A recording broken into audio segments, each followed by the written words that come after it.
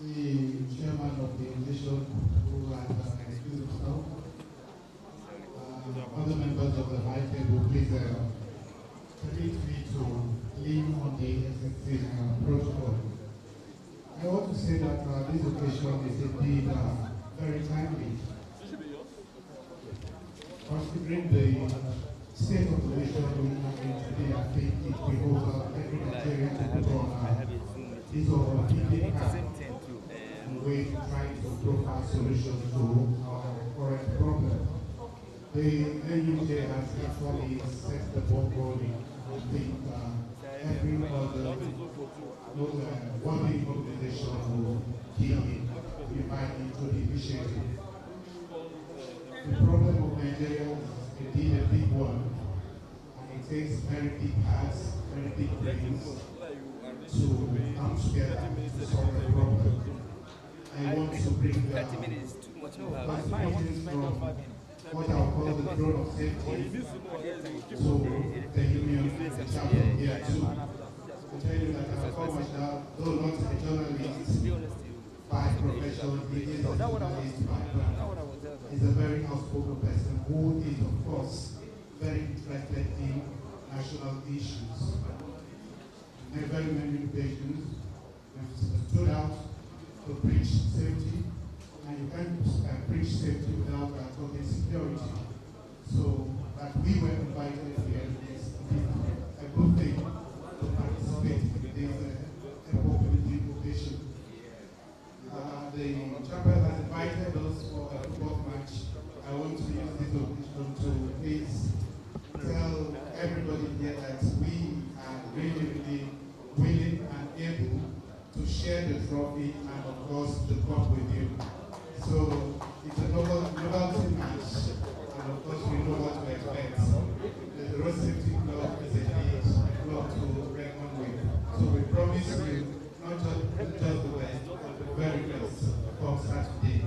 I'll personally be there, whether invited or not. So on this note, I want to say that the Corps Marshal would have been here himself to be a part of this, but the existence of his constitution is unavoidably absent. But I am here, I'll take the message home to him. So I implore every Nigerian, please let us, whatever resolution we are going to take here and see that we forge a better Nigeria for thank you and God bless us all. Thank you very much, sir. I also want to take this one very quickly from the representative of the distinguished Senator Philip Ajulo, the minority whip, and is represented here by Alhaji Ali Kawo MNI, is the SLA to the distinguished Senator Philip Ajulo. Please put your hands together for me.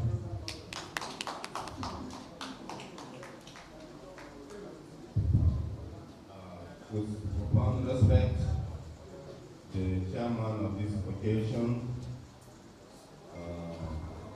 other members of the high table, members of the press, firstly, like the MC said, I'm representing the FCT Long Senator, Single Senator Philip Ajulo, who was as the Senate Minority Whip. He is unavoidably absent because, like we all know, he's one of the principal officers of the Senate. As such, he's attending to one very crucial assignment right now.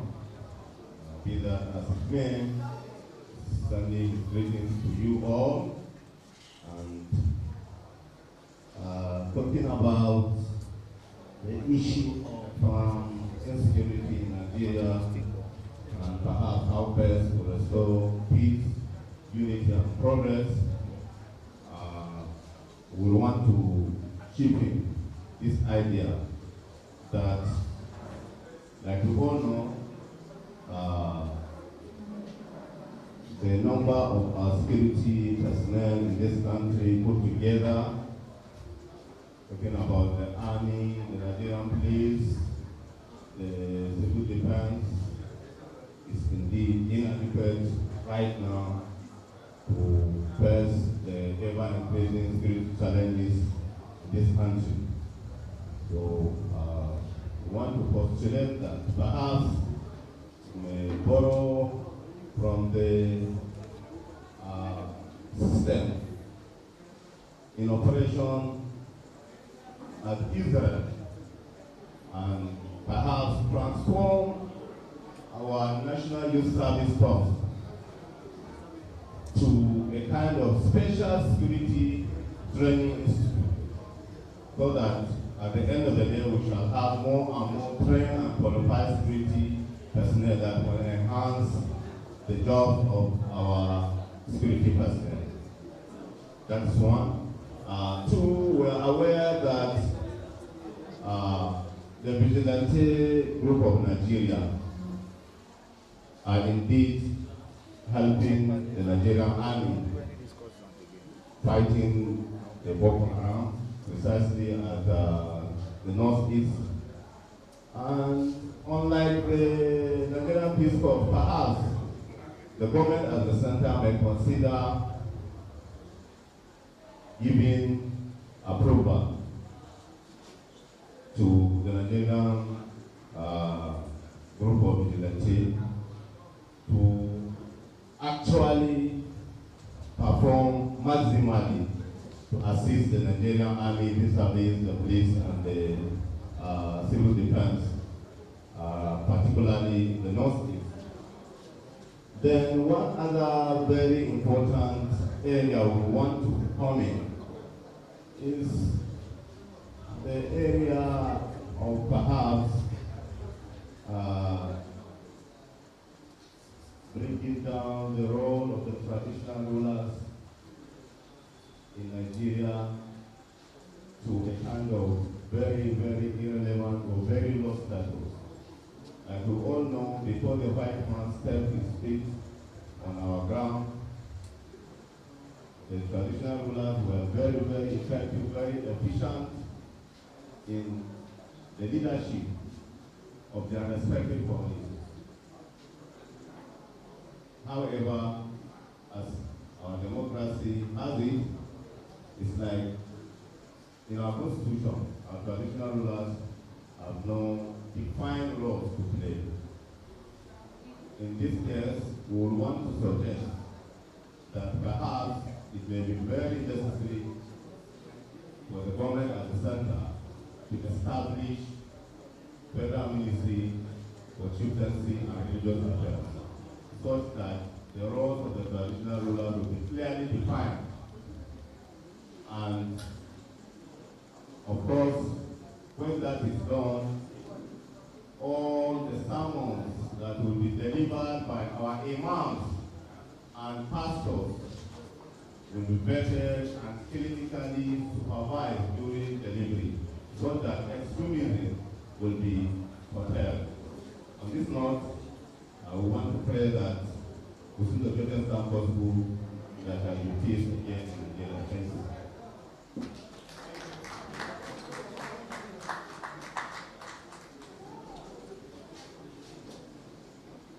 Thank you very much. We appreciate it. I want to at this point call on our colleagues who are outside, please. We are going into the discussion proper. If you are outside, I'll advise that you come inside, please, as we are about to go to a vital part where we take a discussion of the paper presented by His Excellency, the Executive Governor of Benue State. Please, can we all come into the hall, please? Please, let's come inside, let's come into the hall as we get ready to take our first discussant. He is one of us. He was appointed chairman of the Ondo State Radio Vision Corporation, Nigeria from 2013 to 2015.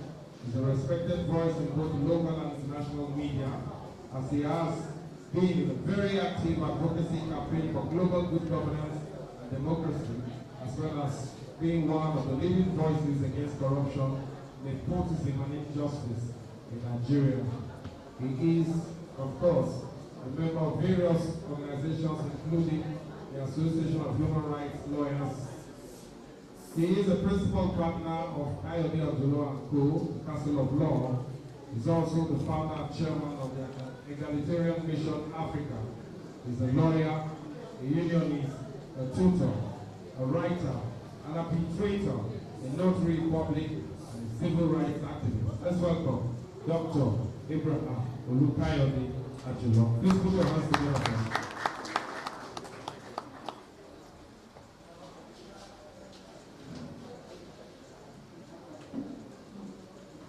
Let me follow the existing protocol, if there's any, and in doing that, let me briefly present my warmest and highest respect for everybody sitting here. Well, this discussion, if I really have my way, I would have said everything that needs to be done has been done.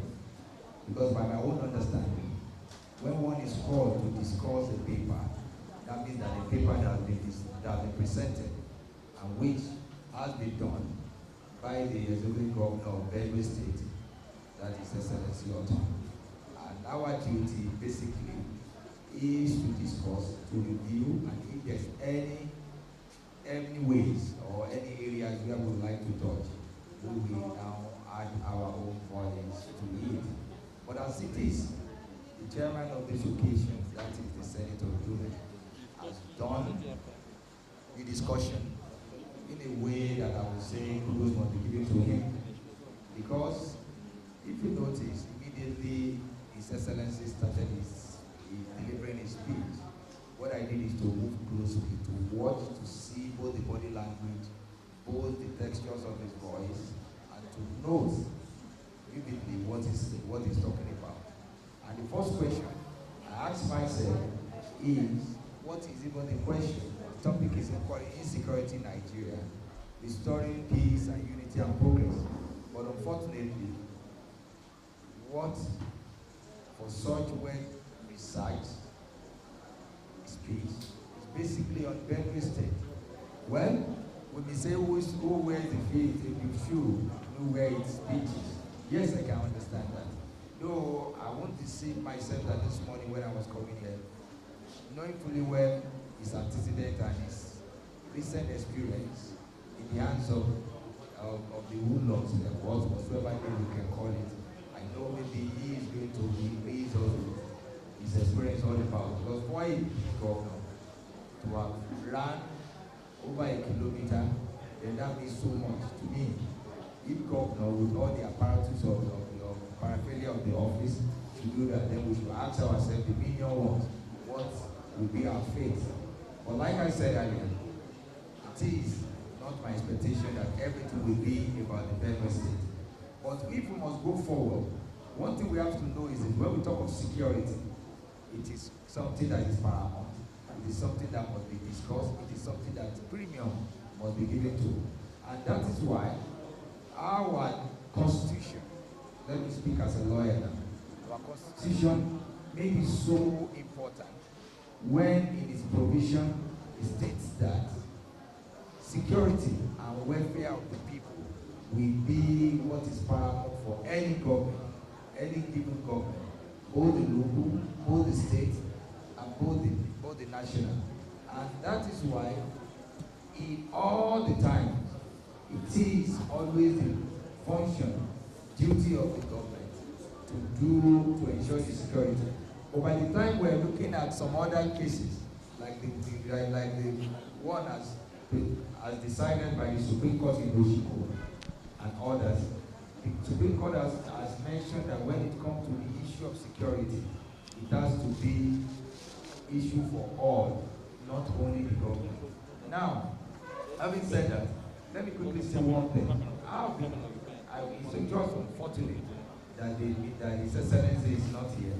I will have raised one issue, which I think is germane, and I want our president to take, maybe this one will change the narrative. Since 1999, we keep on seeing the state executive, that is the government, trying to show that they have nothing to do with security because they are not the chief, though they name their chief security officer. But when it comes to directing and assuming the command, it is something else. I see this as fallacy. I see this as an way to try to share responsibility. Yes, we have the commander-in-chief, but one thing we need to know is this: our Constitution create police council. And who are the members of this police council? All the 36 state governors, they are members of that police council. And one of them is up within the several functions of this police council, and their duty is the appointment of Inspector General of Police. And that is not done just because the crafter of that constitution needs to do that. That is to show, I'm a student of symbolism, to show that the power resides. If I can appoint, that means that to some point I can so direct. But today, the governor will tell you that I'm helpless, I can't do anything. Whereas they have their own ways if they really want to do some things to do it. Whereas they will tell you they have so amount of money for security votes. But when it comes to taking responsibility, that's why they will tell you they are not the chief security officer, it is something else. And recently, the Inspector General of Police has been appointed. The question which we ask ourselves is, where is the function of this police council? And unfortunately again, up to today, it is the like of Ezekiel, Falano and Co that you see that we trying to puncture that appointment. I'm yet to see one government to say, yeah, no, this appointment cannot stand. And why? Particularly when they are the one to even do such, because this is their talk, they are within the council. Well, ladies and gentlemen, I have already promised not to waste time. A paper has been presented and written something which I've sent to the secretary, because this is the jet age. I would like to bore you with so much, let me call it friendship. I've already forwarded my thoughts, my everything to him, and I believe he is going to send it to everybody. As I say, I appreciate being called upon here, and at all times, once there is time, I will certainly be here. I really thank you for listening to me.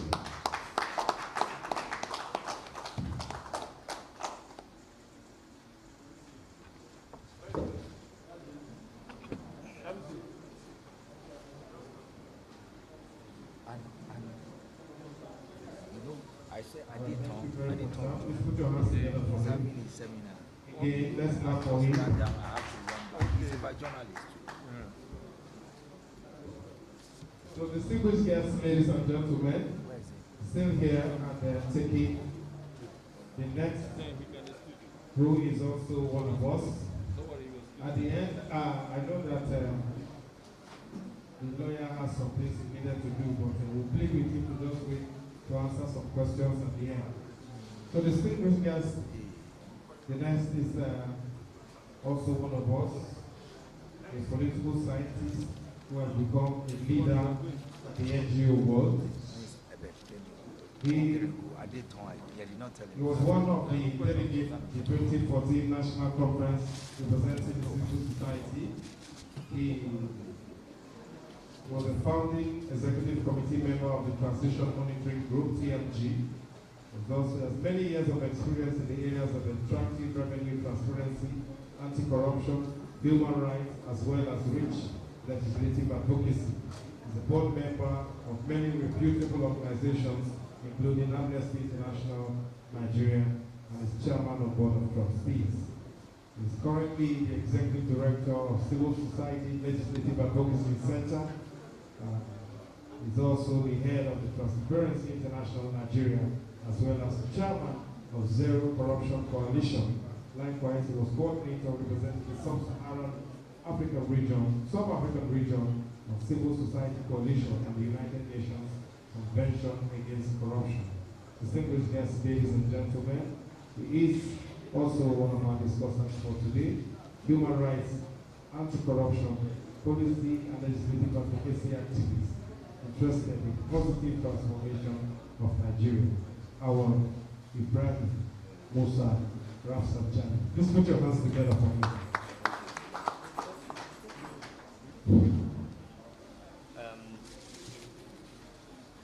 His Excellency, the Benue State Governor, distinguished Senator Ndume,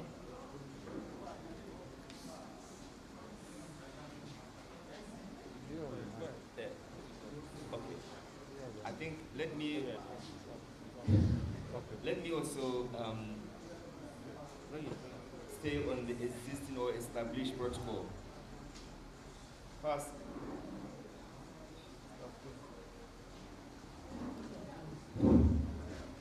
it's my privilege and honor to be invited to be one of the discussants for this very, very important national discourse. All of us were yearning for peace, because without peace, there cannot be any progress, there cannot be any development, there cannot be any compatibility. So peace, justice are the foundation for any country, for any community to strive. And now, we are seriously battling to attain peace in this country, which has been broken by self-centered individuals who have the responsibility to govern. But unfortunately, we are seeing the other way around. The country is terribly being misruled. The terrorism and the insecurity we are facing is fueled by corruption. There cannot be any peace and justice if corruption is the order of the day. Corruption in the security sector is what led us to where we are today. Custom, they keep on arresting or intercepting dangerous weapons in this country.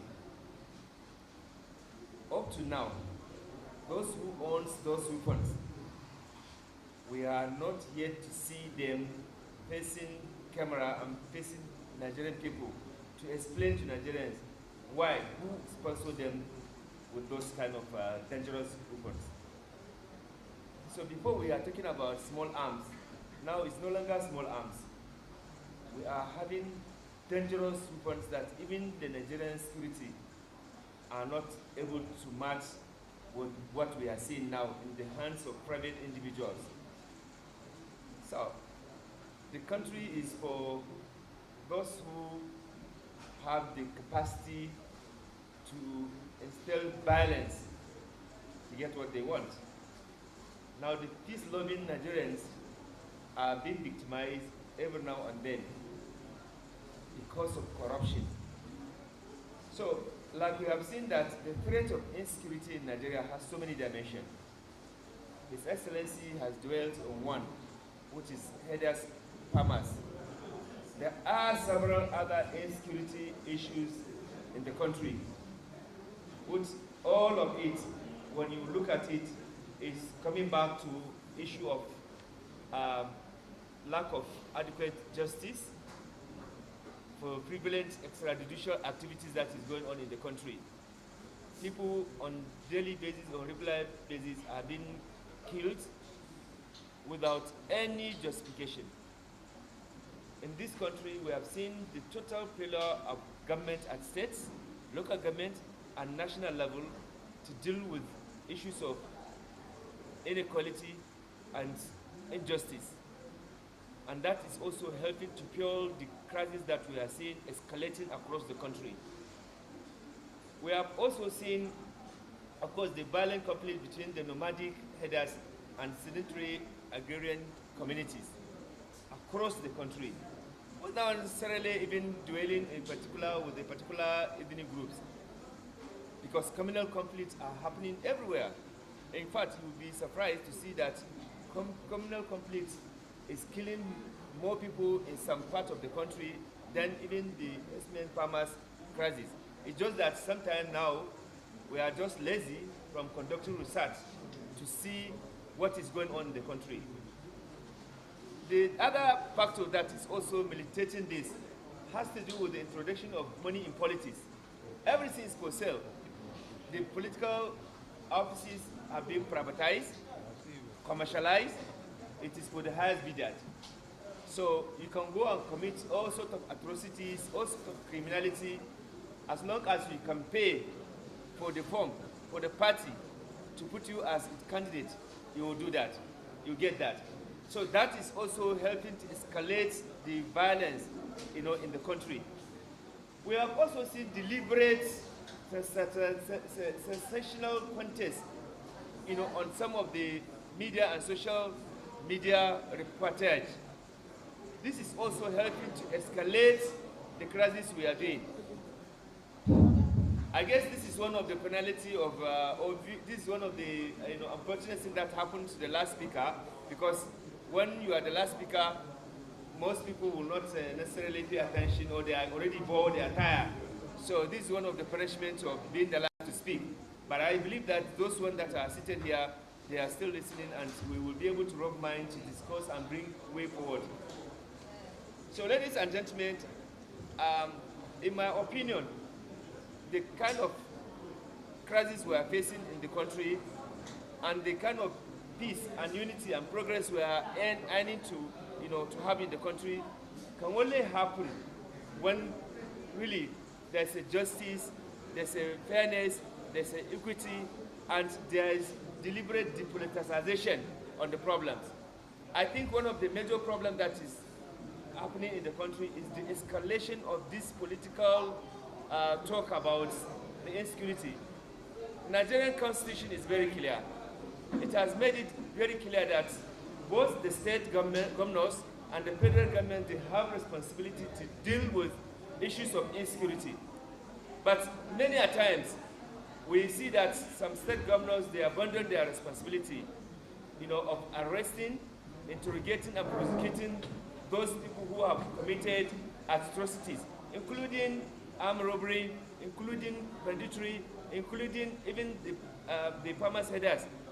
The Constitution is very clear. They have duties, they have responsibility, but hardly you see them taking up that responsibility. They actually abandon that responsibility to another person or to another. We cannot get out of this problem if there's no sincerity, if there's no honesty in dealing with these issues. And to tell you how this problem sometimes is too politicized. You see politicians, they rally around themselves, they discuss issues, they don't even bother to discuss the problem that actually the people are facing, but they are scheming on how to retain powers. And this is why you see most of the time it is just lip service. There is no deliberate and concrete effort to deal with issues of insecurity, simply because it doesn't affect them. They have a rented security protection, because after 8 years as executive, other governor or even as president, you can no longer enjoy those kind of privileges that you have. You will come back to the community that you have refused to provide safety and security. So in my own little way, I have a position that I have, but for time constraint, we cannot be able to go everything. But these are some of the way forward towards restoring peace and unity in Nigeria that I have thought we should have. Number one, appreciable and sustainable effort by relevant authorities to prevent breaches of human rights, to protect public orders and maintain sanity in our democracy, ensure adequate protection of citizens' feelings and physical safety anywhere in the country. Number two, enabling policy environment with a holistic infrastructural services for youth employment opportunity to discourage youth recruitment for political violence or religious violence or even communal violence in all form and encourage inclusive participation in the national development. When you have these young guys from the age of 20 to 40 idle, doing nothing, only when it comes to election that you see the young people are acting, because the politicians have hired them, armed them with dangerous weapons. After the election, they abandon them, and you expect those young people who are hungry, who have no job, to have peace in the country. Definitely, we are deceiving ourselves. Thirdly, adopting strategies for consensus building in Nigeria through such holistic techniques as bringing diverse groups of stakeholders to engage in shared learning and decision-making on legislative and policy issues to enhance collaboration, peaceful coexistence, and encourage public participation in governance. It is important that government provide for credible and independent institutions and adequate political space for an effective and efficient opposition and diverse group. At the same time, opposition parties must respect the rule of law and engage in meaningful and constructive manner in political process. Number 4, strengthening judicial institutions to effectively and efficiently interpret legal provisions that criminalize violence in all forms, including electoral systems and processes, and equally sanction perpetrators to promote check and balance in governance process, support separation of powers, and protect minority or marginalized groups. This is one condition that we must have if we want to restore peace and progress and unity in the country. Number 5, criminalize human rights violators by police with full implementation of existing legal provisions to ensure stringent safeguards to protect human rights, proper and lawful arrest generally, without unnecessary restraint, conduct unlawful or lawful searches of criminals suspects, as well as detention of such inhuman holding facilities with their right to bail secured. Number 6, well-enumerated security operatives to discourage systematic corruption and prevent reported cases of robbery by corrupt criminals to escape justice. One of the most important things that we must do is that we must provide the necessary infrastructure for our security operative to operate. When you reduce a policeman to a beggar, when you reduce the army to extortion, when you reduce all the security agencies to just merely extortionists, because their condition is so horrible that simply because they want to serve the country and secure the country and its people, they are languishing in abject poverty. There's no way you can actually restore peace and security, because when they are sent on assignment, they are killed. When their family wants to claim their, their dead body entitlement, they will not get that. They have to pay bribe, and in most cases, they don't even get. They just leave it to God. There's no way you can encourage our security personnel to deal with the issue of insecurity and criminality in Nigeria. If we are serious about restoring peace in this country and unity, is to encourage responsible citizens through active participation in plans, programs, and policies of government. Quality of governance diminishes if the citizens are ignorant about the benefit government plans and programs and policies hold. In this case, strengthening one-to-one and one-to-many constructive communication between individual legislators and their constituents are important elements of participatory governance. Now, many legislators, they don't even have functional constituency offices, and this is provided, with the resources, with the budget, and the citizens are not able to interrogate or ask questions. So the democracy we are practicing is democracy of people who just go to represent themselves, and there's no accountability. But once there's an active citizenship engagement, they can even help the legislators to be given early warning, because early warning can help the legislator to quickly go and discuss and ensure that government take necessary steps to protect the people against any threat that will come. But when there's absence of that, nothing is going to happen. Number 8, ladies and gentlemen, upholding total respect for citizens' civic and political rights, including freedom of expression and access to information, which are at the basis of political participation as guaranteed and highlighted under relevant legal provision in our law. Number 8, peaceful and productive society is achieved through effective and efficient service delivery by the state institution at all levels to demonstrate good governance and democratic dividend. Good governance in this case, according to DIZ, means effective and efficient structures which provide optimal support to citizens in leading a safe and productive life in line with their desires and opportunities. Number 10, constructive working relationship among executive, legislature, and civil society to publish guidelines that allow for proper scrutiny of how such security boards are budgeted, spent, and monitored to ensure accountability and prevent deliberate diversion of the public funds. What you see is that you have a huge amount called security board, and this security board is not audited, it's not accounted. Governors will just sit down and do whatever they want to do with that huge amount of money. And basically they do their political thing, and some they just corner it for their personal self-enrichment. There's no way you can deal with the level of insecurity in the country if you continue with that kind of sin. You collect this huge amount of money and you pocketed it and you continue to shout the security breed. What are you doing with the money? Number 11, strict adherence to rule of law in governance and policy processes without fear or favor to promote the rights and liberties of people, preserve jurisdiction of the courts, promote checks and balances of governmental powers, and protect constitutional economy with the resultant socio-economic and political development.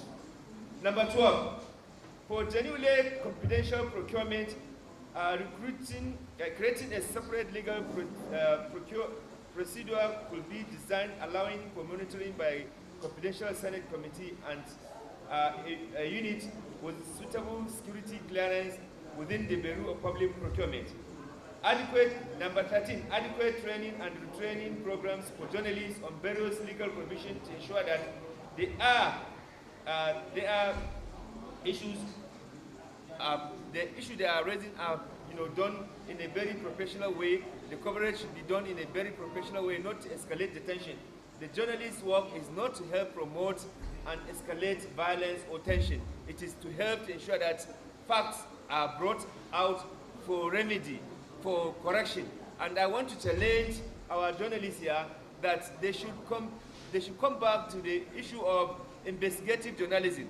It is easy for public, politicians to come and make pronouncements and say all sorts of things, but the only way the public can be helped is when the journalists have gone there physically, carry out investigative journalism without bias.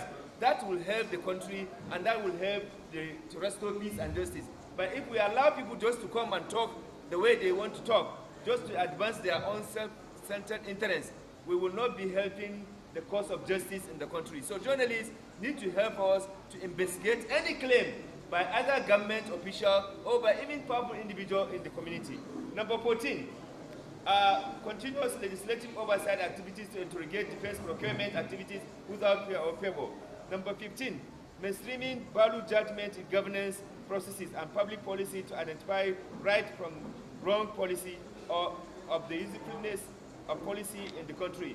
Ladies and gentlemen, my last suggestion, it has to do massive awareness and orientation program for citizens on primary intent of public policy measures throughout its formulation and implementation process to promote all inclusiveness, greater trust between citizens and government. These are the only way, in my opinion, that I think we can restore peace and ensure unity and progress in the country.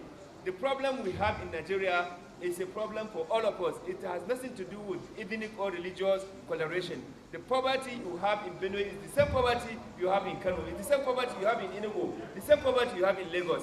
The violence that is touching individuals innocently in Kano, it is the same violence that is touching people in Imo. It is the same violence that is touching people in Ondo. So let us please be more honest and sincere when we are dealing with this. When we are in the leadership position, when we are in the authority to deal with issues, let us deal with it.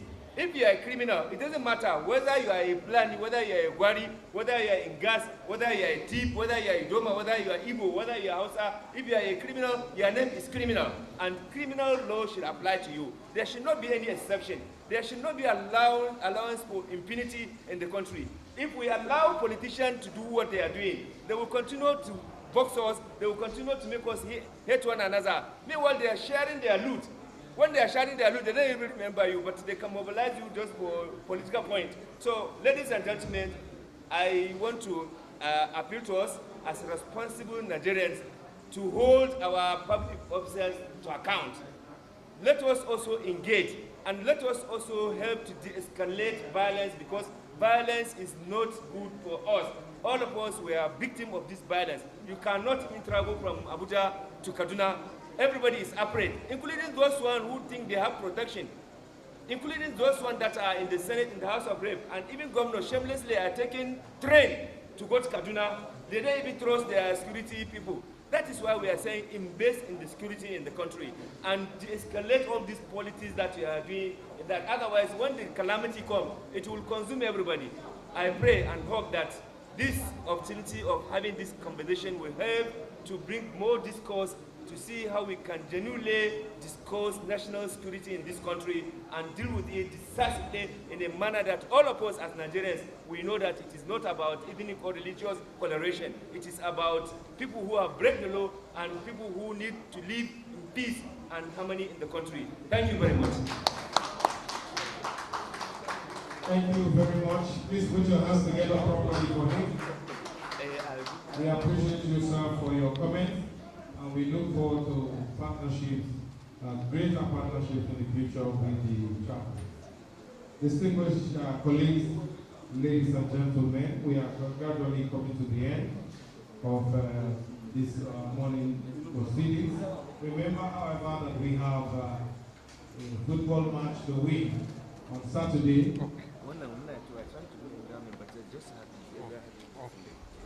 So, we have a football match on Saturday and we are playing against road safety. They are only good on the road. We can win them on the field because we are the people who are always on the field. If they win us, we will not report it. Okay, I want to be. Okay. We're almost there.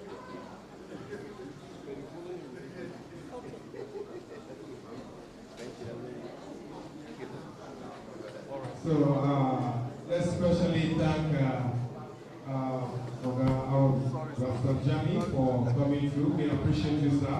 Thank you very much, sir. Thank you. Please clap for him, clap for him, clap for him. Vice Chairman and Council, please don't leave our high table naked. Sit down.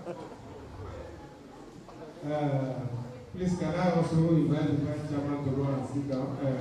Vice Chairman, please go and sit on the high table. We cannot have. And every vice FTA, what we call high table. So, Chairman, Let me also invite. Chairman, you know it's your day. You can't leave it empty because the last camera that is still running. One camera is still running. So rank up now. Let me also invite Madam Malika to come and join this high table. Please put your hands together for her. She's fasting. Yes, she's fasting. She'll sit on the other chair. Please clap for her. This our high table cannot be easy. Please clap for her. Clap for her. She's a veteran. She has taken vaccine. She is very well isolated. And she's not a threat in any way to public gathering. Thank you very much. Very recently, we were told that some vehicles got involved in an accident. Around 20 people have gone. But they said about 25 people were injured. Okay. As at the time they got to the hospital, when the governor was invited, we discovered that only 20 people were injured, but 5 had already died. So the governor announced there and there, for each of the 20 persons that were injured, he will give them 1,000 naira. For each of the 5 persons who was injured, we will give 9 million for a burial. So 9 million each for the 5 who were dead, and 5,000 naira each for the 20 that were injured. When the governor entered the hospital to inspect the place, one of those who was injured just rolled over to the part of those who were dead. As soon as he got there, one of those who was dead just pushed him and said, "Bros, please go back to where you are coming from. They have already counted us here as dead bodies. Just stay where you are as injured. We are all dead here."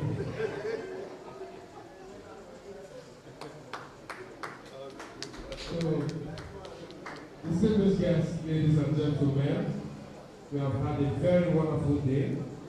For the beautiful lecture delivered by the governor, with the address of welcome by the chairman and the chairman's NUJ FCC chairman's message read by the vice of all vices, and definitely our discussants also did a good job at presenting to us their own view of the paper presented. And above all, we want to specially appreciate our chairman, who also gave us an unedited version of his insecurity problem of the country.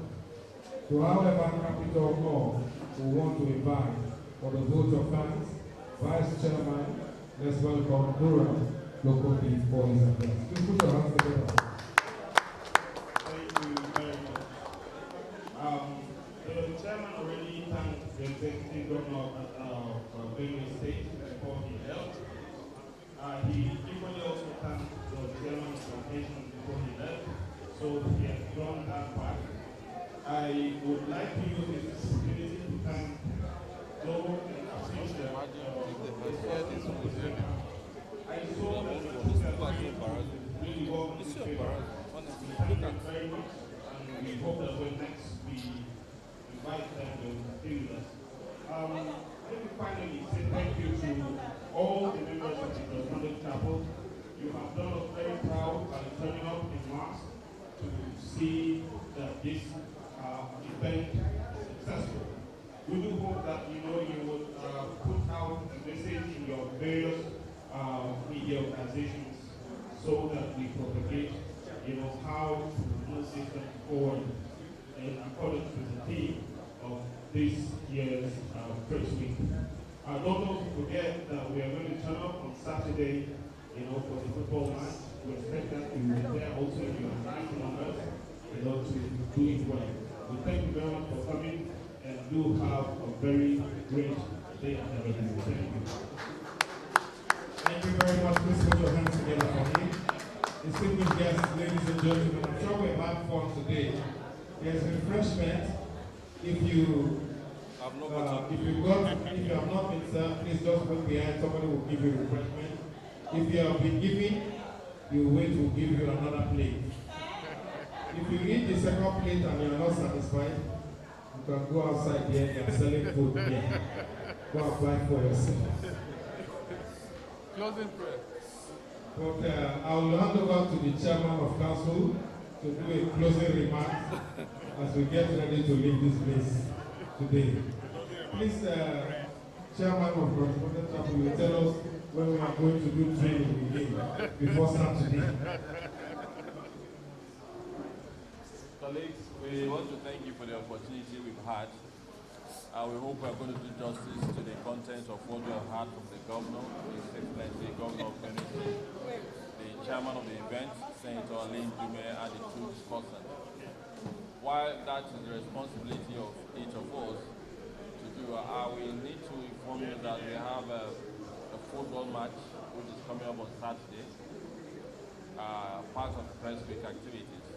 It is also an opportunity to let you know that by May 25th or so, we'll be hosting the council's own press week that will also attract a wide number of persons like guests from across the country to participate in it. Thank you for coming. You are all welcome. We look forward to greater times ahead. Thank you. Ladies and gentlemen, the training we are having tomorrow at 4 p.m. 4 p.m. the government secondary school beside custom and zone 3. So the training will be between 4 and 6 p.m. Those of you who couldn't make it last Saturday, please try and be there. The Federal Road Safety Corps, they have a very formidable team. You know, they participate in paramilitary games.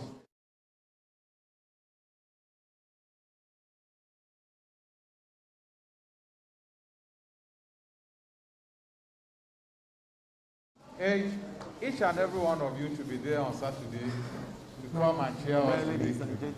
Thank you for the honor you have done us today, for staying here from 9 till now. We believe that from now onward, we will be more active in the activities of the chapel so that we can do greater things than what we have done today. Thank you very much, and God bless you.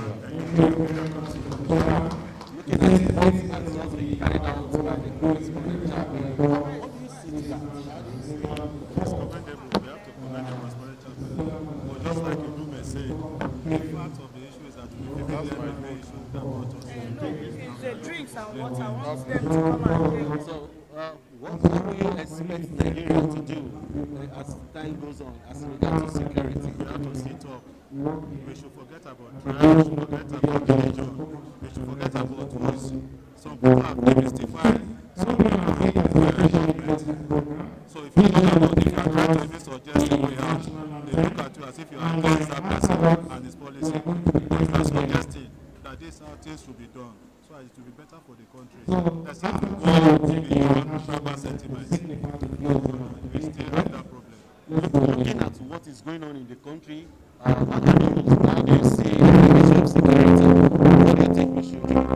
The security, the government is also involved in it. They know those people that are involved. They are just telling us. If they want to talk security, put challenges to them. Government can do it. That's just the truth. They know the people behind these challenges. But the political brain to address it is a problem. Now, looking at the attacks, will you say it's increasing or reducing? Everybody knows that it's increasing now. It's increasing. And except, it's just like Ndume said, one person was chased in the forest. Both went to the chase and set up and find solution to it. So, tomorrow, we pray that the security situation do you see the life of journalists being saved too? There's a risk. If the background in ensuring that security are met. Thank you so much, my chairman. Thank you very believe much. that security situation will change in the country and everything will move well as we believe. Everyone is talking about it. The whole country is talking about it. It seems as if the security men are not coming up, are not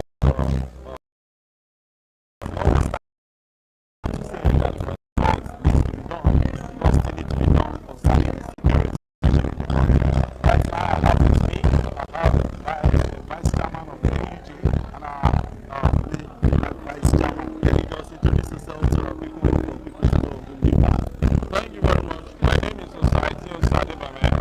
I am the vice chairman of the standing in for the council, Mr. Emmanuel Ogoche, who at the moment is not around my house for the next meeting. I am Society Osadebame. Sir, looking at what has just been done by the correspondent chapter in Abuja, how do you rate that? Is this commendable or is this something actually working more? The action of the correspondent chapter led by Comrade Philip Yam is indeed one that is worthy of emulation. Also because for a long time we have not had an active correspondent chapel that has acted in this way.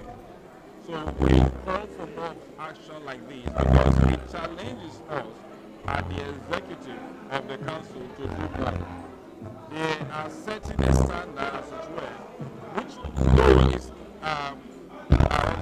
in line with that of the Fresh Start mandate, but they remind us constantly of the need to improve on what we are doing. And so that is indeed commendable. It is worthy of emulation, and we hope to see more of it. Sir, looking at the security in the country, what do you think should be the way forward? We must tell ourselves the truth. We don't feel safe anymore in the